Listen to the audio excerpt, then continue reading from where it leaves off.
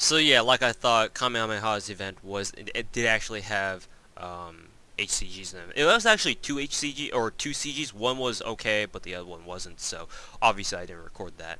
But let's see what she gains instead.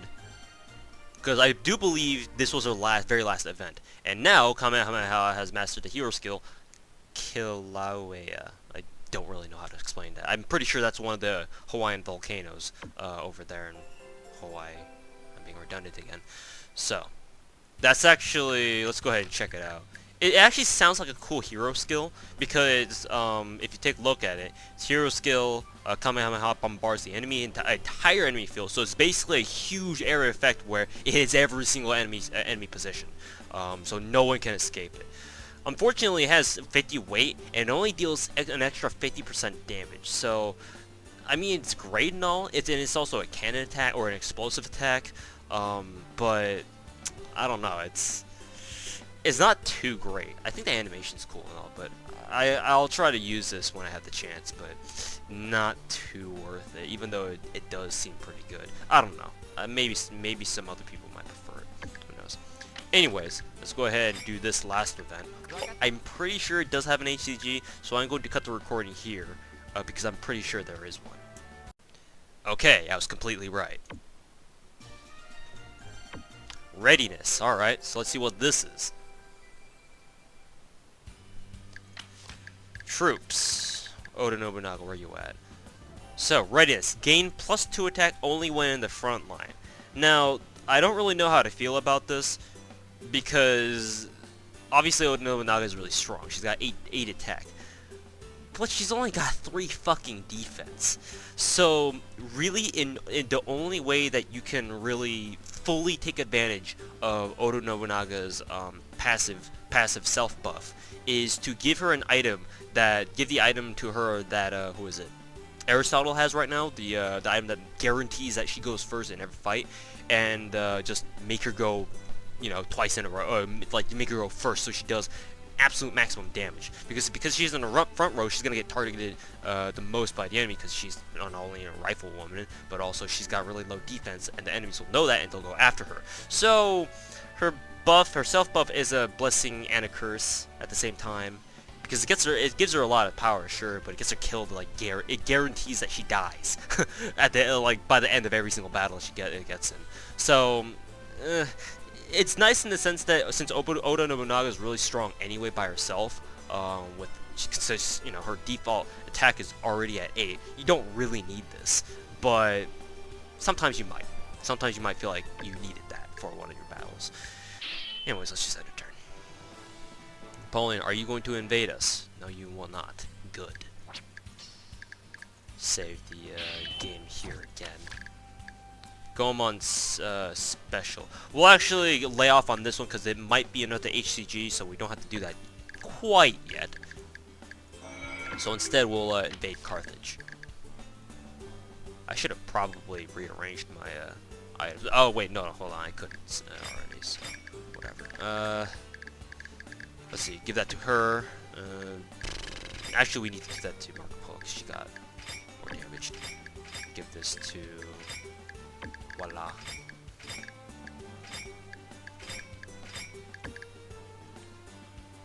And everyone else should be okay. We can just naturally regen Percival's. Let's see. Or give her pearl items, I suppose. Let's see, where are the pearls? Mordred and Alexander. They definitely don't need those. Where is Alexander, by the way? Alexander. We'll give her the luck item for now. And hopefully we're not missing any items. Oh, we are. Who should we give the critical thing to? Lancelot, maybe? Sure. Give this to Lancelot. And then someone else can take the +20 turns thing. Right here. Okay. Save that. And then we shall march on to Carthage. Okay. So, let's reevaluate our strategy here. We can deploy Kanemoto. And we can afford to actually put her in the mid row or the top and bottom lanes because she's already very fast. So decreasing her speed down to 6 isn't going to be the end of the world, even though it is kind of painful. We'll also deploy Chihaya. We will put Joan of Arc in the front row.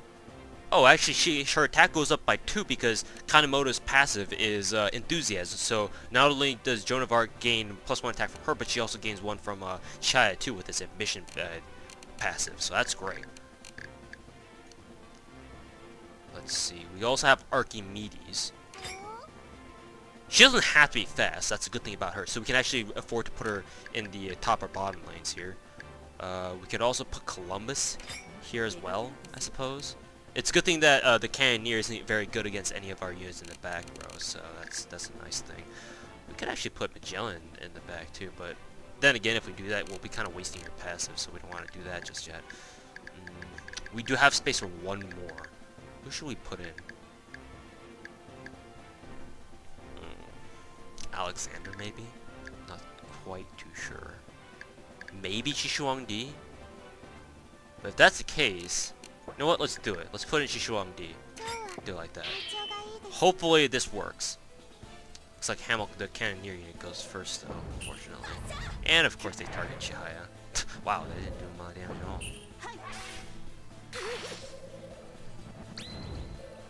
I was honestly expecting a little... Oh, it's because he's got damage minus 500. Okay.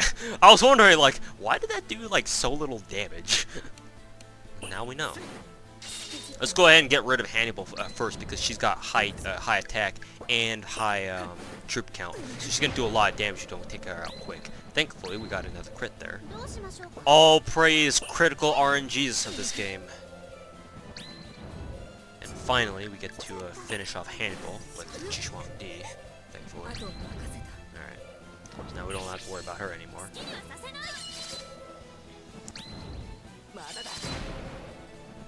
That was a critical, but thankfully he has, Chihaya has negative, what is it?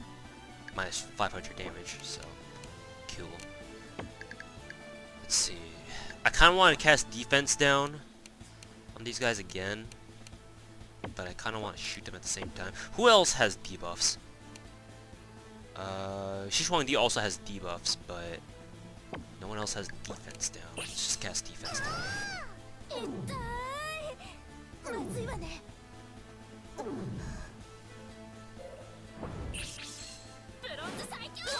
Needle Rush, that's gonna do a lot. Good. Wild Shot, maybe? Or Armor Pierce? Nah, she doesn't reach, so... Let's go ahead and just attach the Mage. There we go. Boom. Ammo car, Pinpoint Bomb.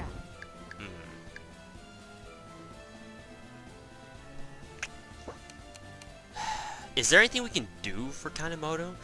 I mean, I suppose if we move both of them down 1, it'd miss. But that would be kind of a waste. You know what? Just to troll the AI, let's go ahead and do this. So he just completely misses. I mean, hey, it's a legit tactic. You certainly couldn't do that in Sengoku Rants, where your positions were kind of locked in. Then again, positioning was kind of, didn't really matter too much in Sengoku Rants. As long as you put, you know, units in their proper places. I mean, you could put them anywhere, it's just, obviously, some places are better for others for certain units. Alright. I'm gonna shoot Mago again. Nice. Mago-san! Mago-san! Is Kanemoto dead? Yes, she is. Rip. Well, I should move Joan of Arc back up because so that she can get another what is it called? Her attack buff again. Let's see. Let's attack the Cannoneer. It's gonna do a lot of damage too, so may as well. Assuming we got no Dachi because why not? We have a lot of Brave to spare. Not a lot of damage though.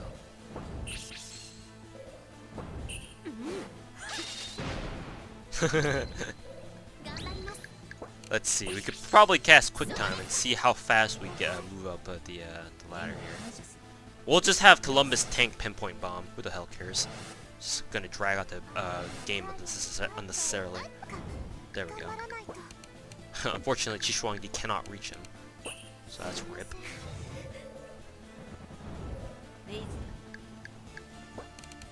Cast Wild Shot. Archimedes, we can just shoot this guy. Or girl. So that she doesn't do as much damage. It's gonna do a whole lot though, still. 800, not bad.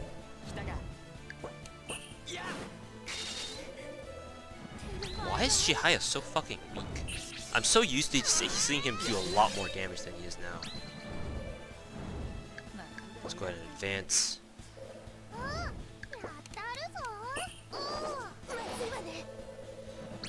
Let's see if Chishuangdi can actually finish him off. Or her, I keep calling him, her, him. Okay.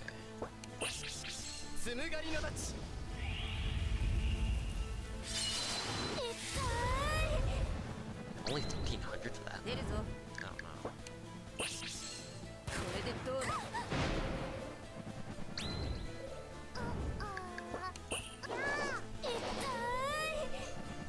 Based Archimedes with 6k troops.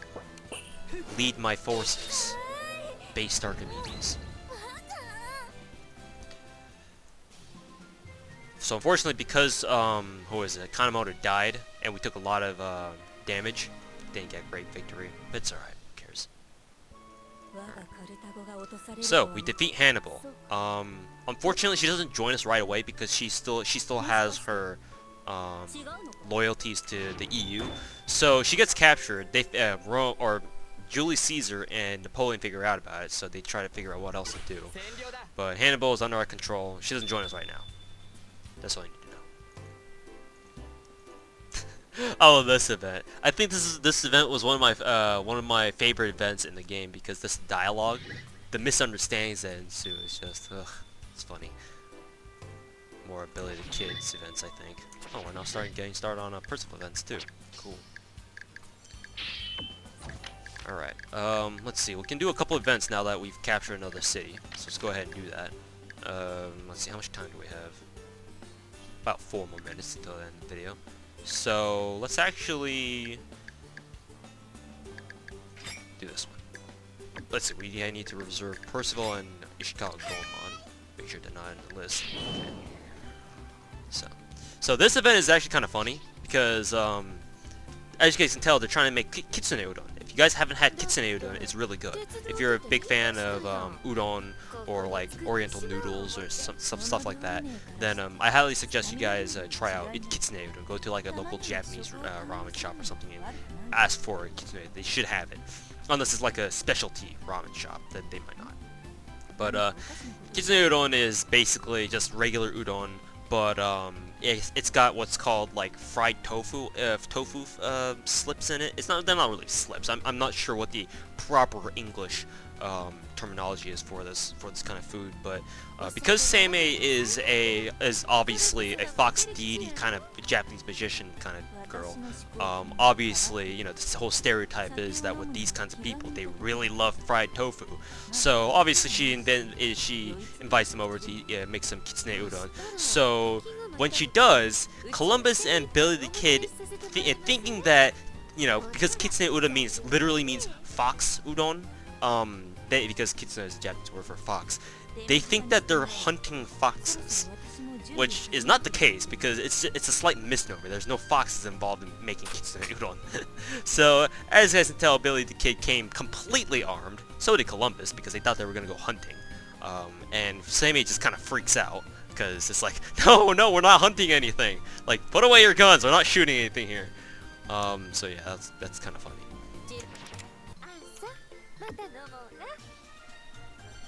Prophecy. All right. So what's this about? I think. Is this a repeat? I'm not too sure. Let's see what it is. Prophecy. Ally in front gains 20% crit chance. Oh, okay. So it is unique for now. It's basically like Marco polos of stealth, where the unit behind her gets 20% crit chance, but Seimei's is the exact opposite, where a unit in front gets 20% crit chance, so that's good, or, you know, depending on your kind of preference, I guess. Okay, so also do Percival's work. So, Percival's character events. So, Percival is obviously a knight, and she's also a bunny girl. I don't know why. I don't even know if Sir Percival's, like, in real life lore has anything to do with bunnies or rabbits. But hey, that's what she is in this game. I don't know why. Please don't ask me. So yeah. Percival apparently, because we met her at San Francisco, she made friends in San Francisco. That's a completely safe HCG, so I can keep this in the video. But, she made friends in San Francisco, so now she's working there as a barmaid. In her outfit. Which is, I guess, you know, that's technically her battle outfit. It makes me want to throw up saying that. But, yeah, she's working as a barmaid. I mean, I guess she's pretty good at it. I mean, looking at the CG. So, whatever, all power to her. So basically, her character events involve her working at this particular bar in San Francisco, even though she's British, and she's a knight who's wearing a bunny turtle outfit. Things don't make sense. Whatever.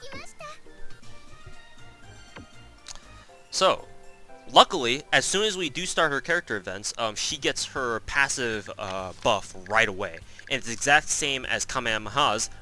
No surprise here, and it's called Rouse. You know, allied in front gains +2 attack. Very useful, extremely useful. One of my favorite buffs, as I've probably explained before. And who else? We can also march on Rome as our final thing here. Do we want to though? Because Rome is where we meet Julius Caesar. Julius Caesar isn't all that threatening because she only has 5 attacks, so it's like whatever, you know, she's not really gonna do much. She just tanks a lot, just like Benkei and Alexander, I suppose. But I suppose we can try to march on Rome. Sure, let's do it. Actually, I should have ended the video here. So we will end the video very quickly, and we'll come right back.